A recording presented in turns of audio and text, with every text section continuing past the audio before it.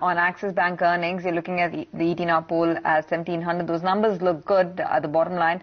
1842 crores is what they've reported. And you know, the stock is a bit depressed right now, but let's see whether there's a bit of a reaction, because the numbers optically look very, very good. You know, the net interest income will come up for our viewers in just a bit. You can see the stock already spiking in reaction to those numbers. 1842 versus a base figure of 1555 from a year-on-year perspective. But, you know, not just what they've done on a year-on-year basis, but just what they've done versus expectations is fairly impressive as we speak. It'll be very interesting to see what they've done on the net interest income front as well as the net interest margin front as well, and how the asset quality is panned out. The gross NPAs have come in at 1.2% versus 1.25% on a quarter-on-quarter basis. So flattish, you would say.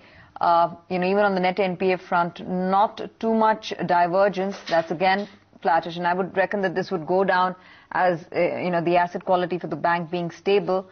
But it's really the top line performance in the net interest margin that would give away the actual picture. And there's a stock split as well that they've announced, which is more technical in nature. 5:1, I believe, is the stock split.